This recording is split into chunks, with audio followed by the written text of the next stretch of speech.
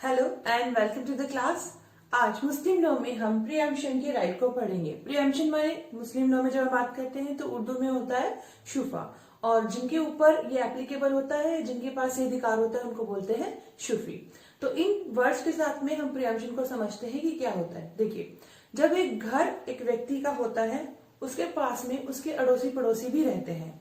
तो अगर कोई अड़ोसी पड़ोसी अपने घर को बेच करके जाना चाहता है या बेच देता है, तो वो जो अधिकार होता है, क्या अधिकार, उस घर को, बिके हुए घर को खरीदने का अधिकार उसी पड़ोसी का होता है। जैसे इसको एग्जाम्पल से समझते हैं। ए नाम का व्यक्ति है, इसके पड़ोस में बी नाम का व्यक्ति रहता है, सी नाम का व्यक्ति रहता है। सी अपने घर को बेच के जाना चाहता है। अब जो सी अपने घर को बेच के जाना चाह रहा है, तो उस घर को खरीदने का पहला अधिकार ए का होगा। तो जो ए के पास अधिकार है उसको बोलते हैं प्रीएम्पशन का अधिकार या फिर शुफा का अधिकार, और इसको बोलते हैं शुफी क्योंकि इसके पास प्रीएम्पशन का अधिकार है। अब ये अधिकार क्यों है? ये अधिकार इसलिए है क्योंकि जब एक व्यक्ति एक जगह पर रह रहा है, तो क्यों रहता है, हम एक घर में क्यों रहते हैं? ताकि हम वहां पर शांति से और आसानी से, आराम से, कन्वीनियंस से रह सकते हैं। जब एक व्यक्ति थका हारा अपने काम से घर लौटता है, तो उसको घर को घर क्यों कहते हैं? क्योंकि उसको वहां पर जो भी काम किया उसने, दिन भर की थकान थी, वो सब उतर जाती है, क्योंकि वो जहां पर शांति से, पीस से अपने घर को में आराम से रहना चाहता है। तो वो कन्वीनियंस, वो कंफर्ट लेवल उसका डिस्टर्ब ना हो किस चीज से, अगर कोई स्ट्रेंजर उस जगह पर आ जाए, किस जगह पर जहां पर वो रह रहा है। वो एक व्यक्ति कहीं घर बनाता है और घर के आसपास ऑब्वियसली बात है और लोग भी रहते हैं। जब वो लोग रहते हैं तो अड़ोसी पड़ोसी जो होते हैं उनके साथ हमारा एक कंफर्ट लेवल मेंटेन हो जाता है। लेकिन अगर उन अड़ोस पड़ोस में से कोई व्यक्ति घर छोड़ के बेच के जाना चाहता है, तो प्रीएम्पशन का अधिकारी कहते हैं कि ऑलरेडी जो वहां पर रह रहा है व्यक्ति, जो उसका पड़ोसी है, उसी को अधिकार मिलता है कि वो जो है उस घर को खरीद सके। और ये जो प्रीएम्पशन का अधिकार है, यह मुस्लिम लॉ में प्रोफेट मोहम्मद साहब के टाइम से ही है। वहां पर उन्होंने भी ये बात कही है कि स्ट्रेंजर को जो है घर बेचने से पहले जो ऑलरेडी वहां रह रहा है उसका अधिकार बनता है कि वो जो है घर को खरीद सके, ताकि वो कंफर्ट से जो है पीसफुली वहां रह सके। तो यही मुस्लिम जूरिस्ट ने अलग अलग डेफिनेशन में इसी चीज को बताया कि प्रीएम्पशन का अधिकार होता है कि स्ट्रेंजर को घर नहीं बेचा जा रहा, बल्कि जो पड़ोसी है उसी को बेचा जा रहा है, उसका ही अधिकार बनता है, ताकि वो अपने जो फ्यूचर के लिए, फ्यूचर पर्सपेक्टिव के हिसाब से कह रहे हैं कि वो पीसफुली वहां रह सके। इसके एसेंशियल एलिमेंट क्या हुए? ये इमूवेबल प्रॉपर्टी के कंटेक्स्ट में है। दूसरा, ये एक राइट देता है, अधिकार देता है, जो प्रीएम्प्टर है या फिर हम शूफी जिसको बोल रहे हैं, उसको ये अधिकार देता है कि वो जिसने घर खरीदा, से सी था, उसने घर बेचा, से फॉर इंस्टेंस डी को भेजा, डी जो है वो स्ट्रेंजर है, इस डी से वापस से ये घर खरीद सकता है, ये अधिकार है ए का। और घर खरीदेगा किन कंडीशन पे, किन प्राइस पे, जिसपे इसको बेचा गया। ये नहीं कि ये इसने घर खरीदा सी से 10,000 रुपए में और ये जो है उसको 11,000 रुपए में बेच के मुनाफा कमा ले, नहीं। जिन कंडीशंस पे, जो प्राइस पे बेचा, उसी प्राइस पे जो है ये भी जो है इससे खरीद सकता है। जिसपे सी ने डी को बेचा था, उसी पे डी जो है ए को बेचेगा, जब ए का अधिकार बनता है कि वो रीपरचेज कर सकता है। तो ये एसेंशियल एलिमेंट है जो हमें ध्यान रखने हैं। और एक चीज और आपके दिमाग में आ रही होगी कि जब हम मुस्लिम लोग की बात करते हैं, तो क्या ऐसा होता है कि यहाँ पर बस एक ही सी पर्टिकुलर रिलीजन से ही लोग रहते हैं तो उनके ऊपर ये अधिकार होता है? नहीं। प्रीएम्पशन का अधिकार irrespective of any caste, any religion, any creed है। कहने का मतलब ये है कि अगर कोई और रिलीजन की भी बात होती है, अगर से ये सी तो है, हमने बोला मुस्लिम लोग जो है एप्लीकेबल है ये प्रीएम्पशन का अधिकार, डी जो है वो किसी और रिलीजन का है, तो यहाँ पर क्या बोलेंगे कि उसको नहीं मिलेगा? एक अधिकार बिल्कुल मिलेगा। किसी भी रिलीजन, किसी भी कास्ट, किसी भी क्रीड से प्रीएम्पशन का अधिकार जो है वो बंद नहीं होता है। इस तरीके से अगर हम बात करें कि इंडिया में प्रीएम्पशन का अधिकार कैसे कैसे आया, सबसे पहले आया इक्विटी एंड जस्टिस से। तो इक्विटी एंड जस्टिस ये कहती है कि अगर जितने भी स्टेट्स हैं हमारे इंडिया में, वहां पर इक्विटी और जस्टिस के हिसाब से प्रीएम्पशन का अधिकार दिया गया है मुस्लिम्स को। और लेकिन अगर हम बात करें एक स्टेट तमिलनाडु की, तो वहां पर ये इक्विटी के हिसाब से नहीं दिया गया। फिर दूसरी तरफ बात करें तो कहीं कहीं पर कस्टम्स के हिसाब से भी फॉलो होता है, यानी कि सिर्फ मुस्लिम रिलीजन पर ही ये एप्लीकेबल नहीं होता है, बल्कि और रिलीजन पर भी एप्लीकेबल होता है। जैसे कि बिहार में, गुजरात में, सूरत, ऐसी जगह पर कहीं ये जो है कस्टम मतलब रीति रिवाज चले आ रहे हैं, तो वहां पर ये प्रीएम्पशन अधिकार वहां पर भी होता है। कॉन्ट्रैक्ट अगर पार्टीज पहले से ही कोई कॉन्ट्रैक्ट बना लेती है कि हम जो है इस चीज को मानेंगे कि प्रियम्पशन का अधिकार रहेगा, तो फिर वो चीज भी जो है एप्लीकेबल होती है। पर फिर वहां पर वो मुस्लिम लॉ वाली बात नहीं आती, वो कॉन्ट्रैक्ट के हिसाब से चलेगा। फिर एक बात है, जैसे पंजाब में बना हुआ है प्रियम्पशन से रिलेटेड, आगरा में भी है। और जब हम बात करें आगरा की, तो मतलब वो पहले था ब्रिटिश रूल के हिसाब से, तो तब भी एक्ट बना हुआ था, और राजस्थान में बना हुआ। ठीक है, इस तरीके से कुछ एक्ट भी बने हुए हैं, भोपाल में बना था। तो जो की बात करते हैं कि कह रहे हैं कि हम हाँ स्टेच्यूट्स भी हैं, सिर्फ कस्टम सिर्फ कॉन्ट्रैक्ट ही नहीं है बल्कि स्टेच्यूट्स भी हैं। तो इस तरीके से इन तरीके से जो है इंडिया में प्रियम्पशन का अधिकार फॉलो होता है।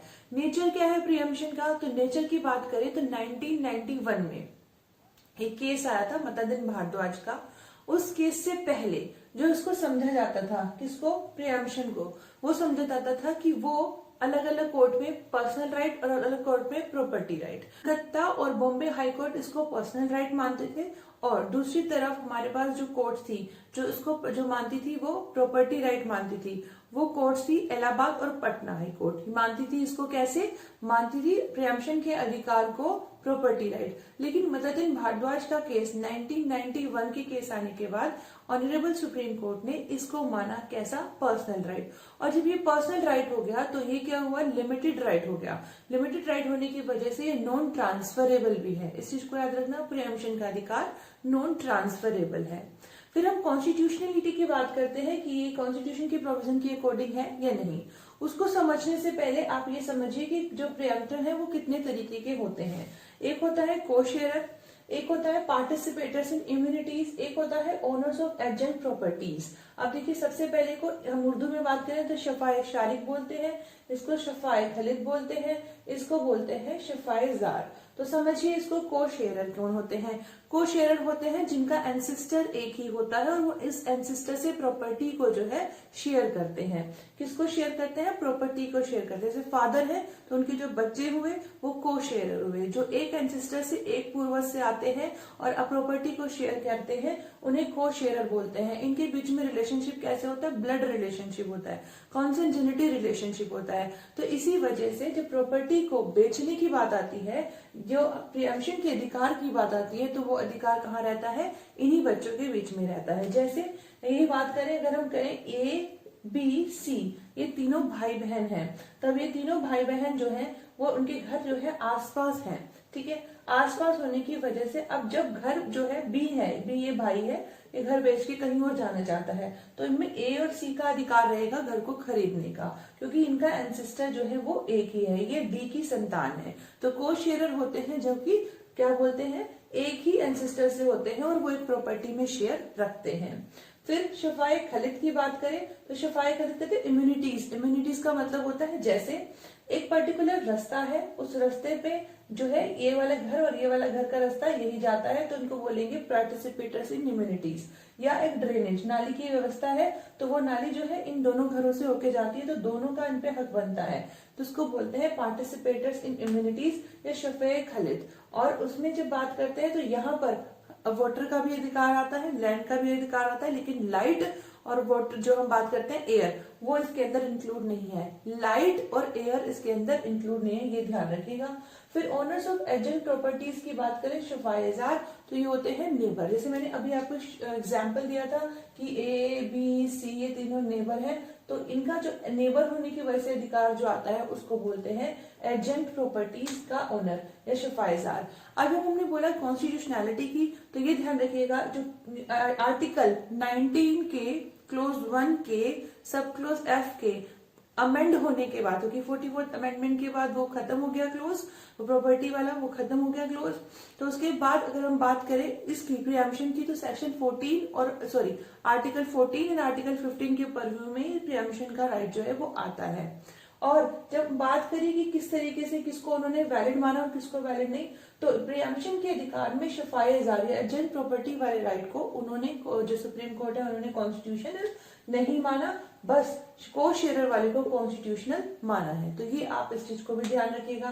कॉन्स्टिट्यूशनैलिटी की बात करें तो को शेयरर पे एप्लीकेबल है, लेकिन इस पर एप्लीकेबल नहीं है। तो अगर हम बात करें कि किसकी वैल्यू ज्यादा है, या अगर हम बात करें कि किसके पास अधिकार ज्यादा आते हैं, तो यहाँ से शुरू होता है शफाए शारिक, फिर शफाए खालिद और फिर सबसे लास्ट में आता है शफाए जार। एक केस है बहुराम वर्सेस बैजनाथ 1962। इस केस में ऑनरेबल सुप्रीम कोर्ट ने ये कहा था कि जब हम केस की बात करते हैं कि इम्यूनिटीज की, तो अगर इम्यूनिटी किसी कोई कॉमन ग्राउंड है या कॉमन जब बात करें स्टेयर केस है या कॉमन रास्ता है तो वो जाता है, इसके अंदर इंक्लूड होता है। लेकिन उसके अंदर मैंने आपको बताया एयर और लाइट जो है वो नहीं आते हैं। फिर इतनी बात समझने के बाद समझिए शिया लॉ में कौन से जो प्रीएम्प्टर है उनको माना गया है। सिर्फ को शेयरर को माना गया है और को शेयरर में भी आगे उन्होंने लिमिटेशन बनाई है। क्या लिमिटेशन बनाई? उन्होंने कहा कि अगर जब को शेयरर की बात करें सिर्फ प्रीएम्प्टर कौन हो सकते हैं? सिर्फ को शेयरर ही हो सकते हैं, यानी शफायत शारिक ही हो सकते हैं। उसमें भी बस कम ज्यादा से ज्यादा 2 लोग होने चाहिए, मतलब 2 बच्चे होने चाहिए जो कॉमन एंसेस्टर से आए हो। 2 से ज्यादा होंगे तो वो इसको भी एप्लीकेबल नहीं मानेंगे शिया लॉ में।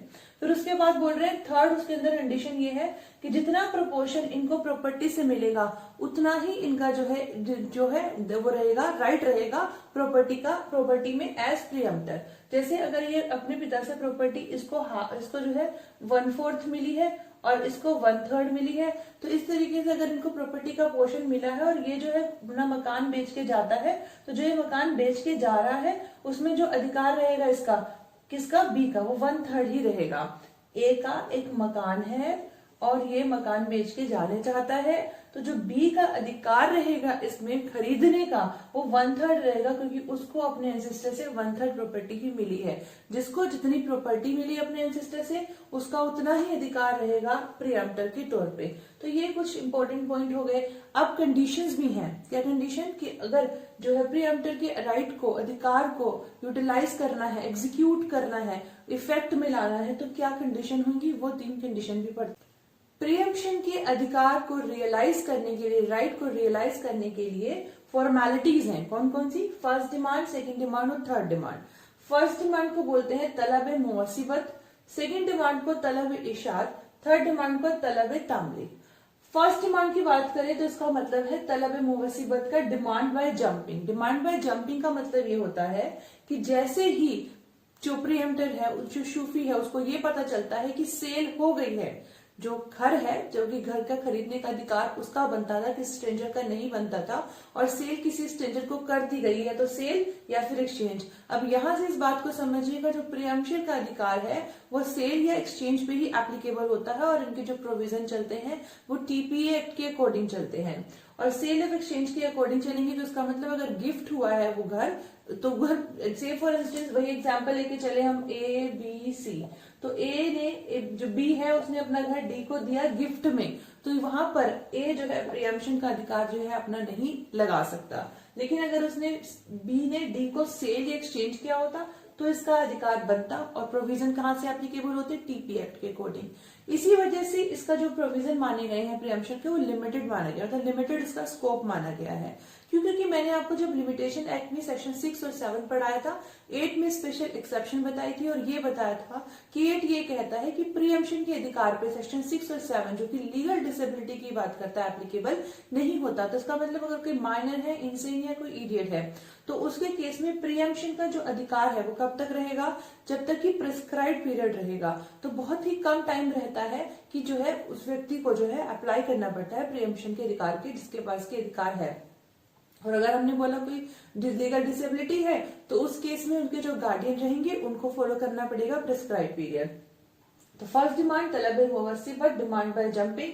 जैसे ही पता चलता है कि सेल एक्सचेंज लॉफुली कंप्लीट हो गया, वैसे ही वो क्या करेगा? डिमांड बनाएगा। किसको डिमांड देगा? ए को पता चला बी ने घर बेच दिया डी को, वो डिमांड किसको देगा? जो ये बायर था ना, इसको, कि ये घर का अधिकार तो मेरा बनता था। वो तुरंत बनाएगा, पर्सनली जाके इसको कहेगा, जरूरी नहीं है, किसी और के थ्रू भी कह सकता है, लेकिन एक्सप्रेस वर्ड होंगे, क्लियर वर्ड होंगे, ओरल हो सकते हैं, राइटिंग में हो सकते हैं, लेटर के थ्रू भेज सकते हैं, और प्रेजेंस ऑफ विटनेस की जरूरत नहीं है यहाँ पर। तो एक्सप्रेस वर्ड जो होने चाहिए वो क्लियर होने चाहिए, साफ शब्दों में क्या कहना क्या चाह रहा है, वो बोलना क्या चाह रहा है, ये चीज क्लियर होनी चाहिए। अगर कहीं पर भी क्लियरिटी नहीं है तो उस केस में ये जो डी है वो कुछ नहीं कर सकता, फिर उसकी मर्जी है। अगर ए ने क्लियरली नहीं बताया वो क्या कहना चाहता है तो फिर डी की मर्जी है। मीन्स जब फर्स्ट डिमांड हो रही है तो वो एकदम क्लियर ही होनी चाहिए और विटनेस की जरूरत नहीं। सेकंड डिमांड का मतलब रेपिटेशन ऑफ फर्स्ट डिमांड, उसने कोई आंसर नहीं दिया तो वो दोबारा से डिमांड करेगा। जब फर्स्ट डिमांड उसने लॉफुली बनाई थी वो डिले हो गई, उसने कुछ आंसर नहीं करा। अब यहाँ पर क्वेश्चन ये भी होता है कि अगर व्यक्ति जिसने फर्स्ट डिमांड बनाई, फर्स्ट डिमांड बनाने के बाद आंसर नहीं आता तो सेकंड डिमांड बनाने में वो देरी नहीं करे। लेकिन अगर देरी होती है, कोई ओरिजिनल ग्राउंड है, कोई नॉमिनल ग्राउंड्स है या फिर कोई ग्राउंड जेन्युइन ग्राउंड्स हैं, तो उन ग्राउंड्स के साथ में अगर वो कहता है कि डिले हो गया तो चल जाएगा। लेकिन अगर कोई वाजिब रीजन नहीं है और वो डिले कर देता है तो फिर भाई गलती होगी किसकी, जो ये प्रियम्पटर का अधिकार रखता है। तो फिर लीस्ट प्रैक्टिकल जो है डिले हमें रखनी है, कम से कम देरी रखनी है। इसीलिए बोल रहे हैं कि जब फर्स्ट डिमांड बनाई उसके बाद जब दूसरी डिमांड बनाएंगे, यानी कि तुरंत। भाई फर्स्ट डिमांड तो तुरंत ही बनाएंगे, जैसे पता चला उसे भेज दिया गया घर को। लेकिन सेकंड डिमांड में कह रहे हैं कि तुरंत बनाने की जरूरत नहीं है, कम से कम देरी रखनी है। लेकिन अगर ज्यादा देरी हो जाती है तो जस्टिफिएबल रीजंस होने चाहिए। फिर एड्रेस होनी चाहिए या तो परचेजर को या फिर सेलर को, या फिर अगर परचेजर का एड्रेस भी नहीं पता, सेलर का भी नहीं पता, तो जो प्रॉपर्टी है वहां पर हमने भेज देना है कि अधिकार हमारा, मतलब कैसे भी नोटिस छपा करके या वहां पे कैसे भी छोड़ देना है नोटिस। फिर अगर एक से ज्यादा परचेजर है तो सबके पास नोटिस जाना जरूरी है। अगर एक के पास भी नहीं गया तो व्यक्ति जो होगा ना, जो प्रियम्पटर का अधिकार रखता है, बाकी सबके अगेंस्ट जो होगा वो फिर वो अधिकार को अपने इन्फोर्स नहीं करा सकता, इन्फोर्स नहीं करा सकता। तो सबके पास नोटिस जाना जरूरी है। विटनेसेस यहाँ पे जरूरी है, लेकिन प्राइस जो है देनी जरूरी नहीं है।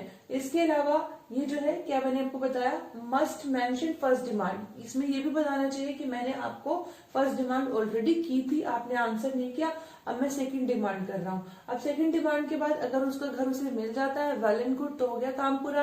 और अगर सेकंड डिमांड के बाद घर नहीं मिलता तो वो क्या कर सकता है, तलब तामलिक, यानी यहाँ पर वो लीगल एक्शन ले सकता है। किसके खिलाफ, जो कि बायर था, परचेजर था, जिसने जो है घर उसके अधिकार के होने के बावजूद भी उसको नहीं दिया था, नहीं बेचा था, उन्हीं कंडीशंस, उन्हीं सेल प्राइस पे जिसपे कि उसको बेचा गया था। तो स्टार्टिंग में ही बताया।